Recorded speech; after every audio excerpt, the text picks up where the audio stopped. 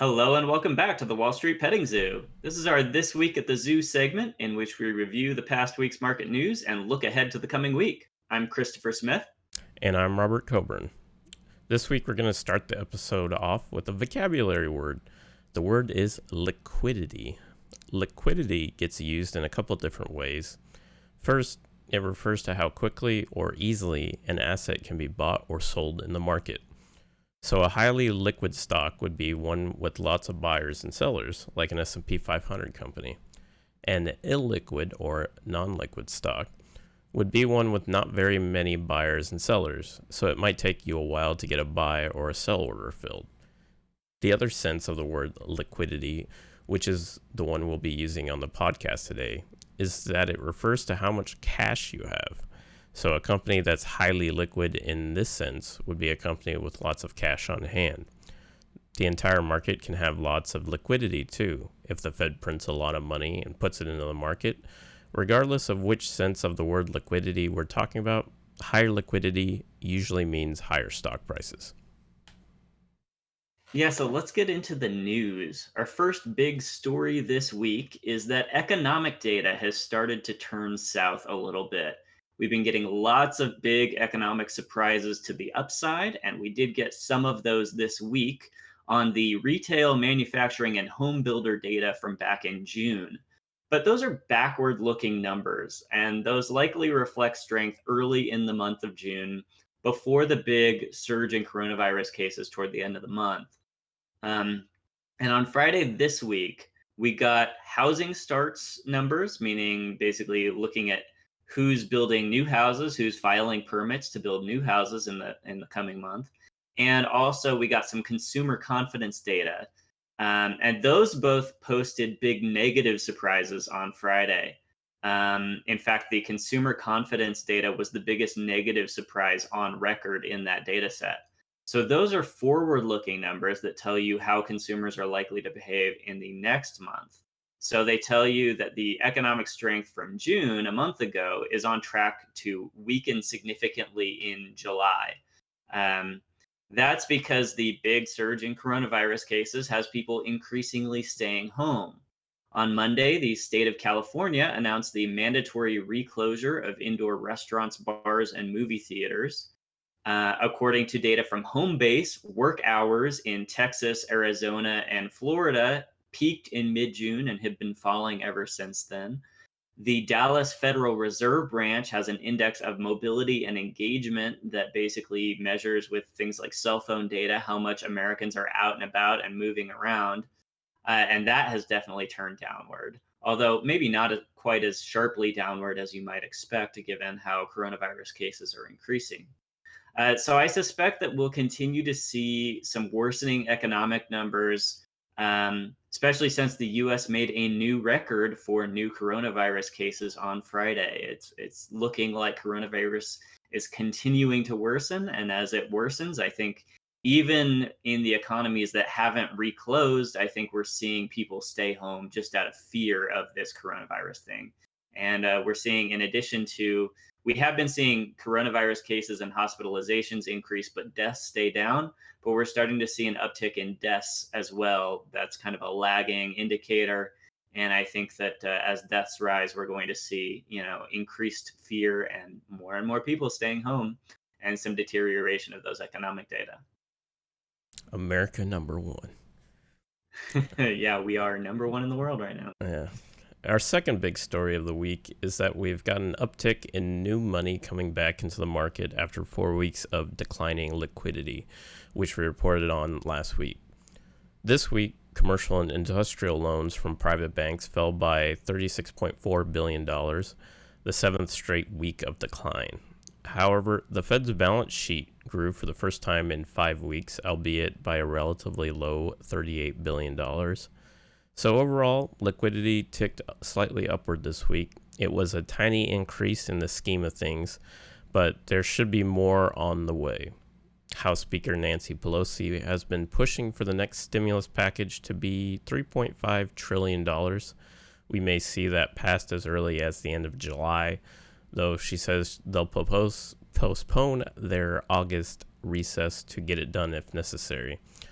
Also, this week, one of the Fed governors named Lael Brainerd gave a speech signaling that the Fed may get much more aggressive about hitting its 2% inflation target, possibly even to the point of overshooting that target.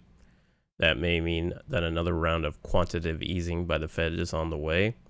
If so, then you can expect to see gold, silver, and stock prices continue to inflate. The big market run since March has been almost entirely driven by liquidity from the Fed.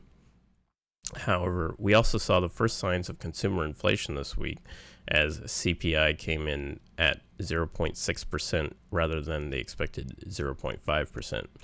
The costs of gasoline and food at home both rose about 5%. This was a pretty small uptick in inflation, but if it continues, then Congress and the Fed will have to dial back their economic stimulus efforts. Consumer inflation is the limit on how much money they can inject into the economy. Yeah, and then our third big story of the week is about bank earnings. It was bank earnings week. A lot of banks reported their second quarter financial results this week. And the bank results beat Wall Street expectations on revenue by a wide margin, but they significantly missed expectations on profit. So, big divergence there between revenue and profit on the bank earnings. The revenue beat was driven mostly by bond prices. So, if you ever buy bonds, here's what you need to know about bonds. Bond prices are inversely related to bond yields. So, as bond yields come down, bond prices go up. As bond yields go up, bond prices go down. So this year, bond yields have been coming down sharply due to low interest rate targets from the Fed.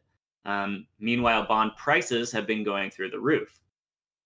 And since big investment banks always have a good 40% of their portfolio in bonds, that means that the prices on a good chunk of their portfolio went up, which shows up on their financial reports as trading revenue. So their trading revenue line item was really, really high on this set of earnings reports because of bond yields coming down.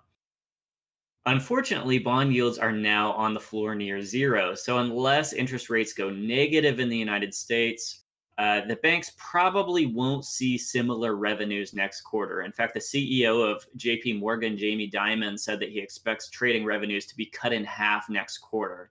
That was a big portion of the bank's revenues, so we could see much lower revenues next quarter. As for earnings, earnings missed because the banks set aside huge cash piles to cover future loan losses. Solvency is a growing problem in the economy. We've got commercial mortgages with delinquency rates up 3 times in the last 3 months to over 10% delinquency on commercial mortgages, people just not paying their commercial mortgages. Moody's has this downgrade to upgrade ratio, meaning like how many companies are they downgrading their credit rating versus how many companies are they upgrading their credit rating upgrading their credit rating. And that ratio is near the worst it has ever been, meaning that the credit score of different companies out there is drastically deteriorating. And we've got residential mortgages in forbearance now at a rate of 8.7%, which is extremely high forbearance rate, people not paying their residential mortgages. The corporate default rate is now higher in 2020 than it was in 2009 at the height of the great financial crisis. So lots and lots of debts being defaulted out there, lots and lots of bankruptcies. It's looking pretty bad in terms of banks getting loans repaid. So they're setting aside these cash piles in order to cover those future loan losses that they expect as a result of all of this just bad credit out there. A Census Bureau survey from last week, the last week of June, showed that 16% of Americans with mortgages have either no confidence or slight confidence that they'll be able to pay their mortgage in July. So it's quite possible that we could see residential mortgage numbers continue to deteriorate. And we've been seeing all of those other numbers worsening every month as well. So I think that the story around credit, the story around loans and defaults is going to remain really negative for quite a while here, for at least another month. The good news, though, is that banks are aware of that problem and they decided to take the loss now by setting aside these huge cash piles so that loan losses shouldn't affect their earnings too much in future quarters. So banks are prepared for this. They've got fortress balance sheets, and it looks like probably, they're going to take a big revenue hit next quarter, but I think their earnings should improve from here.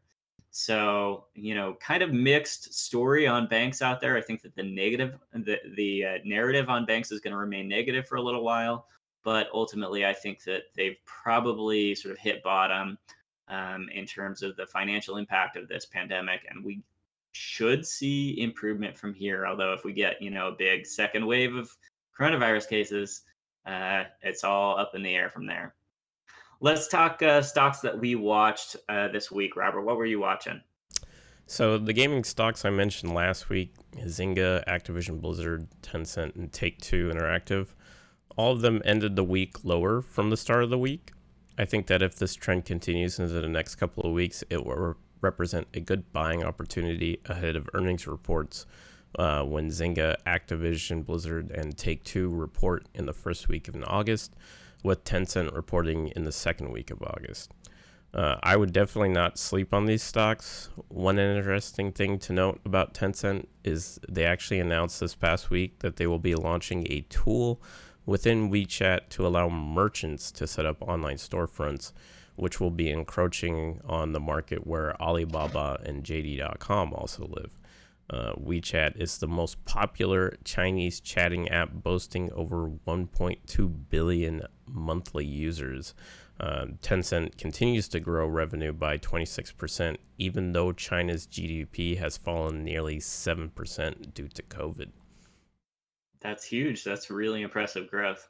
Yeah. Last week, I watched Taiwan Semiconductor Company, which reported earnings this week. I expected an earnings beat, and TSM delivered. They earned 78 cents per share rather than the 73 cents per share that Wall Street expected. And they brought in revenue of 310 million rather than the expected 273 million, which is about 10%. So that's a really nice beat on revenue as well as earnings. And even more exciting was their guidance for next quarter. Revenue guidance for next quarter came in about 7% above the Wall Street expectations, and earnings guidance came in about 15% above Wall Street expectations. So the company crushed it on both its results from last quarter and its guidance for next quarter. TSM stock price ended the week up only about 4%, but I expect that its run will continue next week. It got some resistance because it has been on such a monster run recently. I think buyers were maybe a little bit hesitant to buy in after its big monster run up, but it looks like it's going to keep going from here. I also watched bank earnings this week because I was interested to see what the outlook would be for that sector. And I mostly liked what I saw. The S&P 500 banking ETF RYF ended up about 3% for the week. And there's a nice trend line that I'm watching. If it makes a bullish move upward across the trend line, then I think that I will probably buy into this banking ETF and look for it to start running up from there. So if you're interested in that trend line, I've got an account on TradingView where my username is Christopher Carroll Smith, and you can go see the chart with that trend line. And if you get a paid subscription with TradingView, then you can actually set an alert on that trend line, and you can get an alert whenever the stock price crosses up that trend line, and then you will be able to enter immediately on any trend line break. You can get alerts on your phone or in your email, however you like to get alerts. And we will have a referral link underneath the video. If you use that referral link, then we get $30 to support the podcast. That would be a huge help to us. So we'd love if you would use that referral link if you're interested in opening a paid subscription on TradingView. Robert, let's talk stocks that we're watching this week. What were you watching? So this week I will be continuing to watch video games industry stocks, as I will be looking to invest more into the industry. But I will also be watching airline stocks. Last week I bailed on Delta Airlines stocks on the open Monday morning after reviewing the TSA data ahead of Delta Airlines reporting earnings this week. They missed street expectations of revenue by over 17% and of earnings by nearly 5%. However, the stock rallied a bit after the release because Delta said it has enough cash to sustain operations for the next 5 quarters. So they won't go bankrupt within the next year. With many airline analysts not expecting business travel to resume the rest of the year and international travel grounded, a short term play for airline stocks is not a smart move. But if you are in it for the long term, and I emphasize long term, then I think airline stocks would represent a good buy. But I would still sit and watch the TSA data before taking any action, as that is a good indication of how the industry is faring. The TSA data is publicly available through the TSA website, and we'll post the link in the description below. Yeah, with the airlines, I think that the thing to watch really is the vaccine news. I mean, there's been some talk about the possibility of having a vaccine by the end of the year. There are a couple candidates that could potentially be out that early. So you're going to want to closely watch the results on those vaccines. And I think that's going to be the decisive factor for sort of where airlines go from here. And we should start to see some, final clinical trial results on those in late July and early August. So keep an eye out on vaccine news. I am watching. I'm watching banks for one. The bank earnings overall were quite strong, and they look well prepared going forward for the sort of coming catastrophe in credit that we talked about early on the podcast. And any news of stimulus from Congress could allay those solvency fears for the near term and send bank stocks into a new uptrend. So I will be closely watching for any stimulus news from Congress. Banks, as I mentioned, have currently made a downward sloping trend line from their February peak.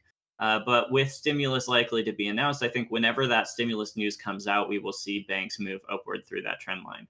This is one of the only sectors of the economy that, in valuation terms, looks like it might be a bargain right now. In terms of earnings, it's definitely overpriced, but in terms of sales, it's significantly underpriced right now. So, and analysts generally expect the earnings to shoot back up to meet those sales numbers rather than the sales numbers coming down to meet the earnings numbers. So, they're expecting over 20% growth of earnings over the next 4 quarters. So, I think that generally speaking, banks are undervalued, but they're undervalued because they're risky, because people are watching that continued deterioration of credit, and they're watching sort of the continued negative narrative around corporate debt and their residential mortgages. And so, there's definitely some risk out there just from headlines, I think, around like bad credit. I'm also watching the consumer staples sector, which is groceries, and silver and gold and silver, the precious metals. I think with people increasingly staying home, those grocery store stocks are going to benefit. We certainly saw that in the last round of lockdowns. People staying home meant that they spent more on groceries, and Costco and other grocery store stocks certainly went on a nice monster run as a result of all of that.